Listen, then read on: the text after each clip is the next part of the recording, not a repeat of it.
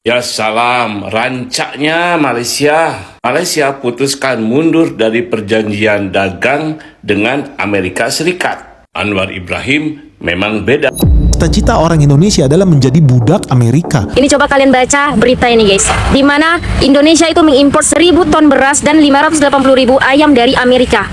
Beranikah Indonesia seperti Malaysia yang memutuskan perjanjian dagang dengan Amerika Serikat? Karena berbeda pemimpin, beda pula cara berpikirnya. Prabowo impor induk ayam dari Amerika Serikat dengan harga 500.000 per ekor. Karena gue sekarang udah bilang, tunggu aja ya, $1 tuh bakal jadi lebih dari Rp20.000. Itu lebih parah dari 98. Ya, 98 lebih parah, loh. lebih parah. Itu Pasti lebih parah. Apa indikatornya sampai Bang Benix bisa ada prediksi itu? Tadi kita nggak punya duit untuk bayar utang. Kita defisit anggaran. Target negara belanja 3.600 triliun tahun ini.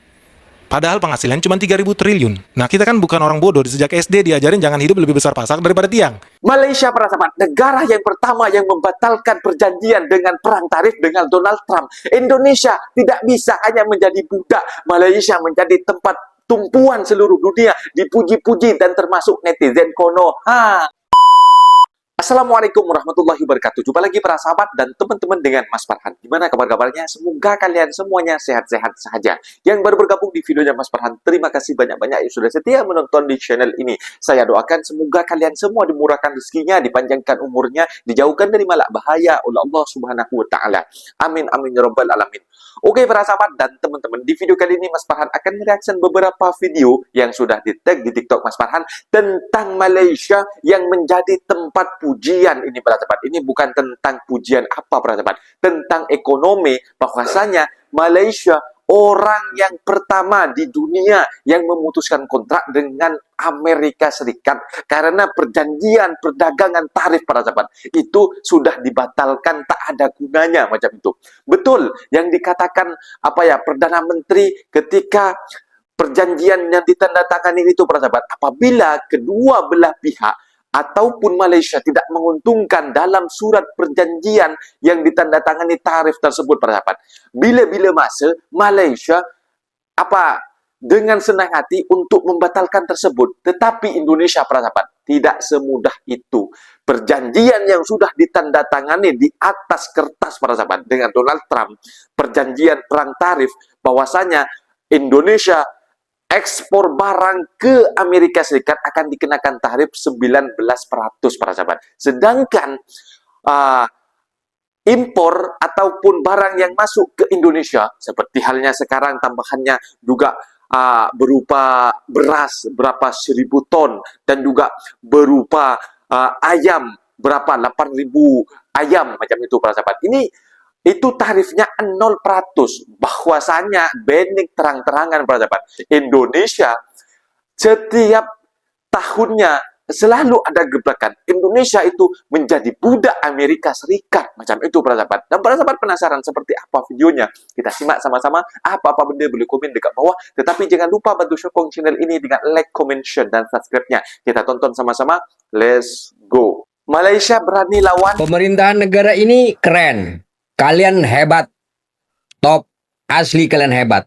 Top. Gua demen yang modelan begini. Asli gua demen modelan begini. Keren kalian. Keren. Gimana gak hebat? Coba lu bayangin aja deh. Malaysia menjadi negara pertama yang menyatakan membatalkan perjanjian dagangnya dengan Amerika Serikat. Negara pertama di Asia, mungkin di dunia, yang menyatakan membatalkan perjanjian dagangnya dengan Amerika Serikat. Setelah Mahkamah Agung Amerika membatalkan kebijakan tarif resiprokal yang menjadi dasar kesepakatan tersebut. Tapi bukan cuma itu aja alasan yang mendasari Malaysia mengambil langkah berani dan tegas ini. Bukan. Mereka menilai perjanjian itu kehilangan relevansinya. Sementara jika kita bandingkan dengan negara kita sendiri, kok jauh beda ya? Malaysia menyebut dirinya sebagai negara jiran. Sementara kita menyebut diri kita sendiri sebagai negara macan Asia. Macan kok takut? Pak Prabowo, apa Bapak nggak malu sama negara sebelah itu? Nggak malu, Pak? Nilai mata uang mereka kuat loh Pak melawan dolar. Kita kok malah jongkok. Padahal semuanya sudah kita ikutin toh. Kemauan Amerika itu. Suruh gabung BOP, kita sudah gabung. Suruh tanda tangani resiprokal, kita tanda tanganin. Suruh lobby Iran supaya nggak menyerang Israel, sudah Bapak mau laksanakan. Kurang apa lagi coba? Sampai Bapak dihujat sama rakyatnya sendiri. Kurang apa lagi coba? Tapi Amerika nggak peduli tuh Pak. Aduh, dasar kita ini ya. Emang dongok. Ya salam, rancaknya Malaysia. Malaysia putuskan mundur dari perjanjian dagang dengan Amerika Serikat. Anwar Ibrahim memang Banyak beda. yang memuji bahasa Kalau dia bukan militer, tapi dia punya nyali demi rakyat. Dia berani batalkan perjanjian semua tarif dengan Amerika Serikat. Beda ya dengan negara tetangganya. Kalau tetangganya Malaysia malah bertekuk lutut. Ini mungkin yang mau dikatakan Pak Anwar Ibrahim untuk negara tetangganya. Orang kalau doyan pidato bicara something, sebenarnya dia merasa nothing. Namun haus pujian. Begitu kira-kira. Beranikah Indonesia seperti Malaysia yang memutuskan perjanjian dagang dengan Amerika Serikat? Karena berbeda pemimpin, beda pula cara berpikirnya. Ini Perdana Menteri Malaysia gawat nih, terlalu berani menjadikan Malaysia negara pertama yang berani membatalkan perjanjian dagang dengan Amerika Serikat. Indonesia saya rasa di bawah pimpinan Prabowo tidak berani, tapi mungkin saja Prabowo berani. Kenapa Malaysia membatalkan perjanjian dagang dengan Amerika Serikat? Ya, karena Amerika Serikat dasar hukum tarif ini tidak sesuai lagi. Jadi karena Malaysia ini menganggap, oh saya tidak perlu tergantung kepada Amerika Serikat. Iya, diputuskanlah. Bagaimana dengan Indonesia? Apakah Indonesia ini sangat bergantung kepada Amerika Serikat? Nah, ini harus dijawab teman-teman. Karena kita lihat Amerika Serikat sekarang tidak disegan lagi oleh negara-negara Eropa. Mulai dari Spanyol tidak memberikan ruang untuk pokoknya tidak memberi tempat lah untuk Amerika Serikat. Dan siapa lagi? Jerman, NATO menolak untuk bersekutu membantu Amerika Serikat menyerang Iran di Selat Hormuz. Maaf teman-teman, apakah kalian masih menganggap Amerika Serikat ini negara adidaya atau polisinya dunia? Ini buat Malaysia patut diancungi jempol. Hebat Malaysia, ya kan? Apakah Indonesia berani atau Pak Prabowo berani? Oh, sangat, kalau kita ngomong mungkin sangat mungkin. Siap-siap negara krisis. Mengarah ke sana, karena gue sekarang udah bilang tunggu aja ya, $1 Benik yang ngomong. dari Rp20.000. Itu lebih parah dari 98. Ya, lebih 98 parah, loh. lebih parah. Itu nggak Pasti lebih main-main. parah. Apa indikatornya sampai Bang Benix bisa ada prediksi itu? Tadi kita nggak punya duit untuk bayar utang. Kita defisit anggaran. Target negara belanja 3.600 triliun tahun ini. Padahal penghasilannya cuma 3.000 triliun. Nah, kita kan bukan orang bodoh. Sejak SD diajarin jangan hidup lebih besar pasak daripada tiang. Tapi negara tingkah lakunya penghasilan cuma 3.000 triliun, belanja 3.600 triliun. Berarti udah pasti lu defisit. Duitnya dari mana? Ini belum ngomongin soal lu bayar utang jatuh tempo lu. Kita masih belum ngomongin harga batu bara bakal terus turun. Pendapatan negara royalti dari situ berarti bakal berkurang. So, apa yang harus dilakukan sama negara kalau begitu? Nanti di bulan Juni lu akan lihat, Rizka. Di situ Prabowo harus ambil keputusan yang sangat berat. Kita nggak bisa bayar duit jatuh tempo utang tuh 600 sampai 700 triliun. Kita nggak punya duit. Apa yang akan diambil keputusannya? Kalau keputusan yang paling sulit diambil Prabowo adalah cetak duit, apa yang terjadi? Inflasi besar-besaran. Inflasi besar-besaran, semua duit beredar di masyarakat, duit nggak ada artinya kayak 98. Yang terjadi adalah demo besar. Pemerintah lagi main sulap sama investor asing.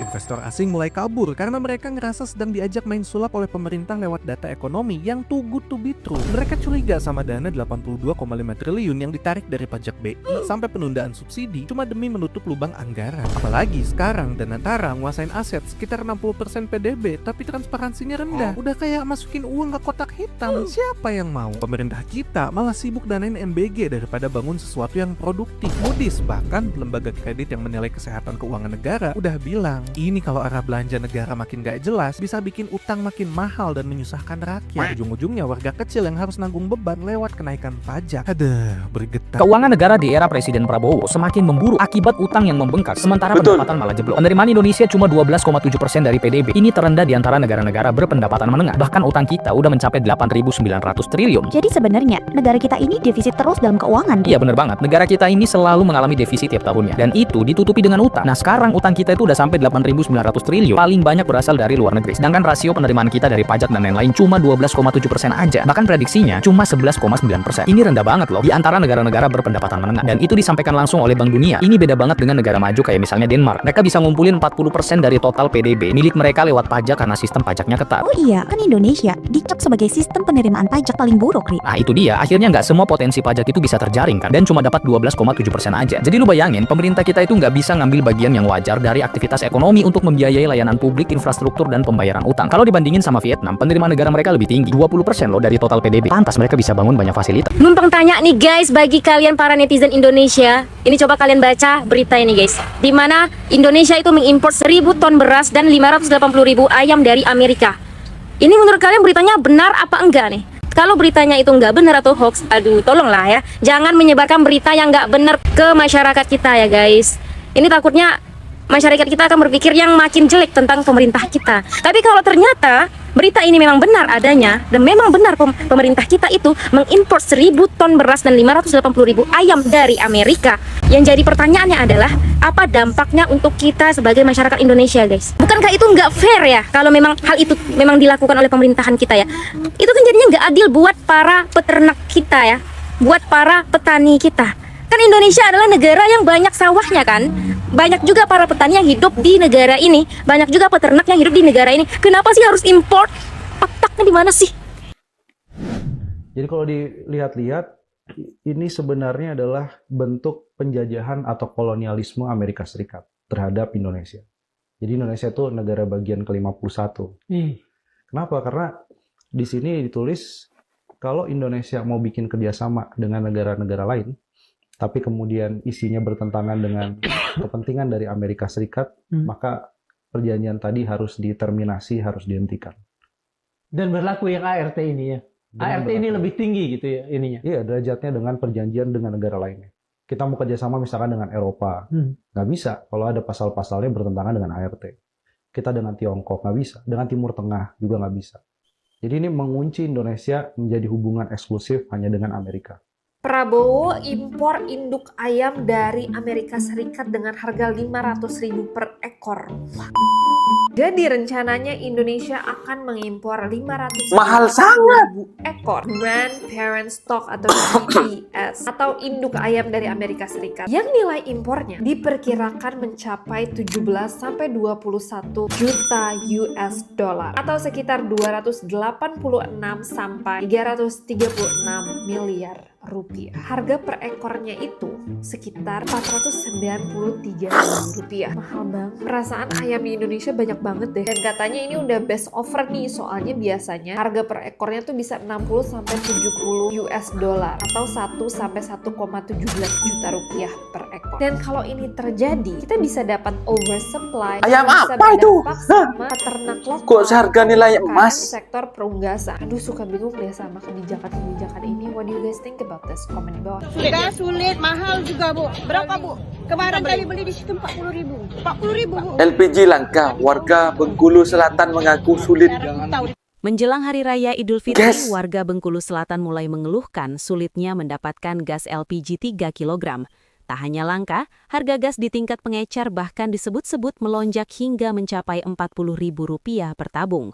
Kondisi ini membuat masyarakat resah, terutama bagi mereka yang sangat bergantung pada LPG untuk kebutuhan sehari-hari. Sejumlah warga mengaku harus antre, bahkan mencari ke beberapa tempat hanya untuk mendapatkan satu tabung gas.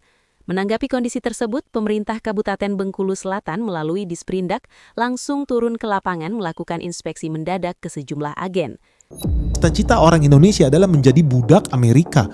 Makanya dia makan tempe goreng. Makanya orang Indonesia senang makan tahu goreng. Kenapa? Bahan dasarnya adalah kacang kedelai. Kacang kedelai kita impor dari Amerika. Lu hobi makan roti, martabak telur, bakmi goreng, itu semua bahan apa? Impor. Bahkan gula yang lu makan aja barang impor. Lu tahu nggak di tahun 2024 total impor bahan pangan kita udah sampai triliun guys. Ngeri kalau dolar itu terus naik. Betul, ngeri. Tapi Indonesia kan banyak sebetulnya tebu. udah terjadi penurunan dibanding tahun 2023 ke 2024 berkurang. 2025 gue yakin sih kalau bisa nih bakal berkurang lagi. Kenapa? Karena Indonesia sudah mencapai swasembada pangan minimal dari sektor beras. Kita udah tidak impor beras lagi. Yang jadi PR komoditas tadi top 3. Swasembada pangan apa? Yang baru-baru ini Benik, makan bakmi, lu suka makan Indonesia impor 1.000 ton dari Amerika Benik. Kau jangan ngaco lah Benik. Tanah Indonesia. Akibatnya apa? Kita impor ratusan triliun guys. Masa nggak bisa Kedelai, tumbuh? Bisa. Buat tempe goreng, buat tahu favorit lu. Impornya hampir triliun. Gula 30 triliun. Daging sapi, susu nilainya hampir 60 triliun. Jadi ini memang tragedi di Indonesia yang udah disetting sama IMF supaya Indonesia jadi budak negara-negara asing. Bahaya nggak? Bahaya makanya kalau dolar itu terus naik. Apalagi ketika lu tahu utang luar negeri Indonesia kan banyak banget tuh, swasta, BUMN, negara. Lu tahu berdasarkan data Bank Indonesia di November ini utang luar negeri kita udah sampai 423 miliar dolar atau setara 7.148 triliun. Nah teman-teman tahu kenapa ini bahaya? Karena kita bayar utang pakai bunga loh. Bayar utangnya pakai dolar, bayar bunganya juga pakai dolar. Artinya kalau rupiah terus melemah dan dolar terus menguat, beban utang kita bakal meningkat. Terus artinya betul dong media-media itu Indonesia bakal bubar, Indonesia bakal hancur. Masa? Enggak juga guys. Kenapa? Karena kalau lu pikir ya Indonesia bisa hancur kalau memang kita budak barang impor. Bisa hancur kalau memang Indonesia budak dolar. Tidak bisa melepaskan ketergantungannya dari dolar.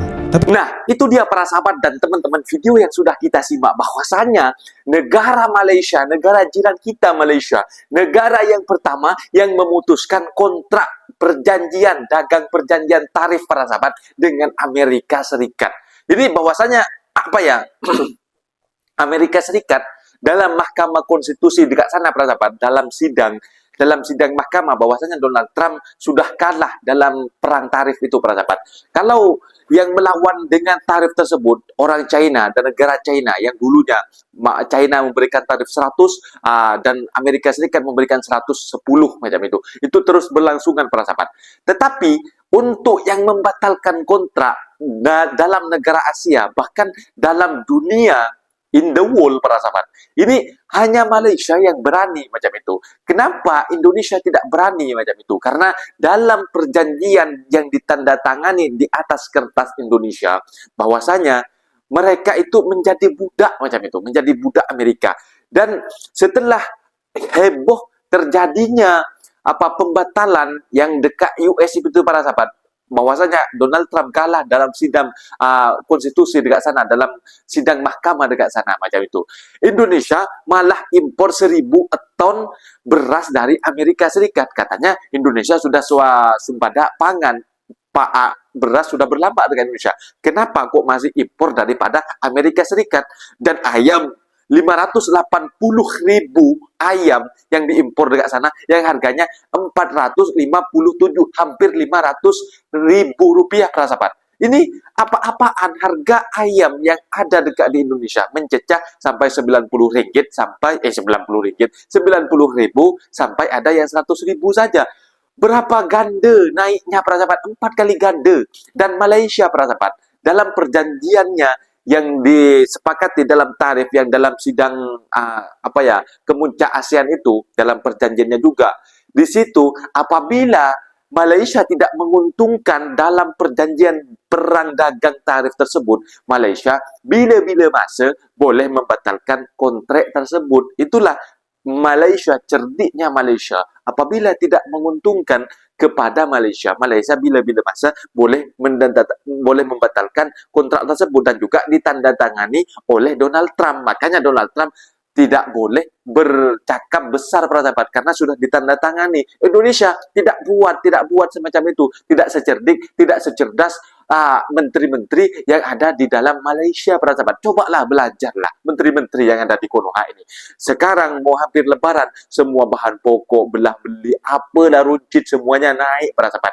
Dan juga LPG, gas LPG sekarang juga langka para sahabat. Sedangkan Malaysia para sahabat masih stabil. Coba kalian kalau tak percaya, cek itu kestabilan ekonomi yang ada dekat Malaysia ketika hampir lebaran. Masih stabil bahwasanya menterinya juga mengatakan barang semuanya tidak dinaikkan ketika bulan Ramadan akan menyambut lebaran macam itu para sahabat. Mungkin videonya sampai di sini para sahabat, dan teman-teman apabila ada kata benda yang silap para minta maaf sebesar-besarnya, mohon dibenarkan di kolom komentar. Wassalamualaikum warahmatullahi wabarakatuh.